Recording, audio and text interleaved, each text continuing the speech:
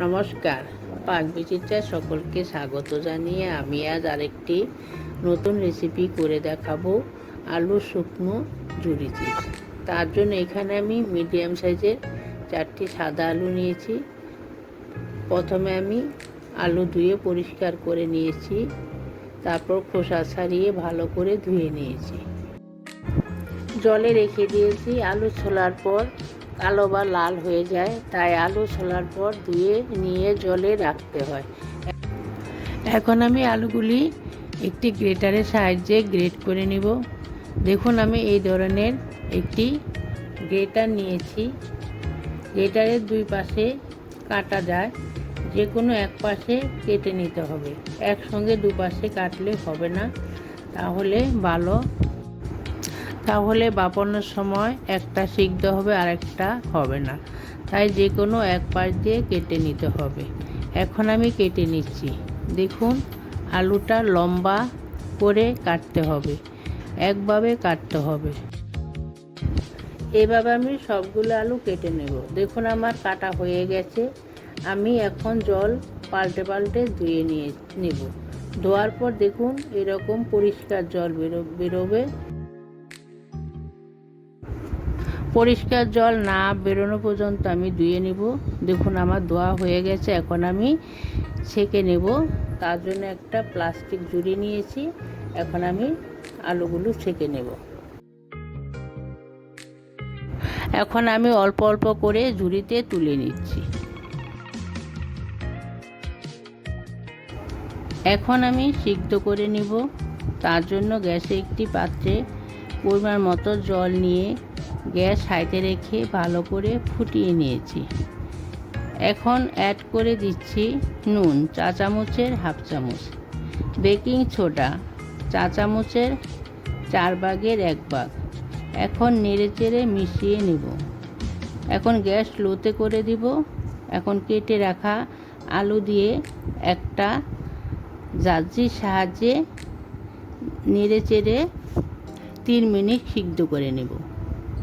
দেখুন, আমার 3 মিনিট হয়ে গেছে। আলু সিদ্ধ হয়ে গেছে। 3 মিনিটের বেশি সিদ্ধ করা যাবে না, তাহলে আলু গলে যাবে। গলে গেলে ভালো হবে না। এখন আমি জল ঝরিয়ে নিব।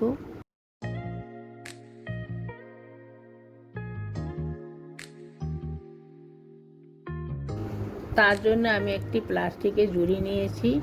এখন ঝাঁঝরির সাহায্যে অল্প অল্প করে তুলে জলটা ঝরিয়ে নেব।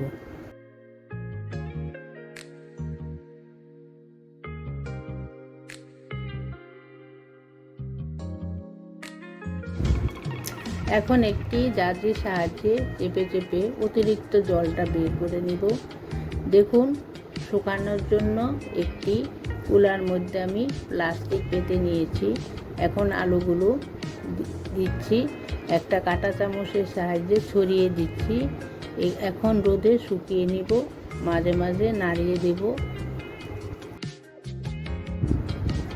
কাঁটা চামচের সাহায্যে ভালো করে ছড়িয়ে দিতে হবে, যাতে একটার গায়ে একটা লেগে না থাকে।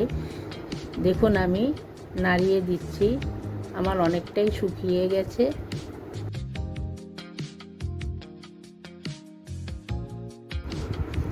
দেখুন, একদিনে না শুকালে 2 দিনে শুকিয়ে নিতে হবে, ভালো করে শুকিয়ে নিতে হবে। এই ধরনের রেসিপি পেতে হলে আমার চ্যানেলটি অবশ্যই সাবস্ক্রাইব করবেন। দেখুন, আলু শুকনো ঝুরি চিপস তৈরি হয়ে গেছে। কতটা ঝরঝরে হয়েছে, কালারটা কত সুন্দর হয়েছে। এখন আমি ভেজে দেখাবো। তার জন্য গ্যাসে একটি কড়াই বসিয়ে পরিমাণ মতো সাদা তেল দিয়ে গরম করে নিয়েছি। এখন আলু দিয়ে দিচ্ছি। দেখুন, আলুগুলি কত সুন্দর ফুলে উঠেছে। এখন গ্যাসটা লোতে করে দিচ্ছি, দিয়ে আমি আলুগুলি তুলে নিচ্ছি, না হলে পুড়ে যাবে। আলু দিয়ে বেশিক্ষণ রাখার প্রয়োজন নেই, দেওয়ার সাথে সাথেই তুলে নেবে।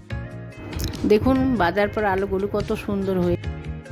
দেখুন, আমি যেভাবে বানালাম আপনারাও সেভাবে বানিয়ে গরম গরম ডাল ভাতের সাথে খাবেন, দেখবেন খুব ভালো লাগবে।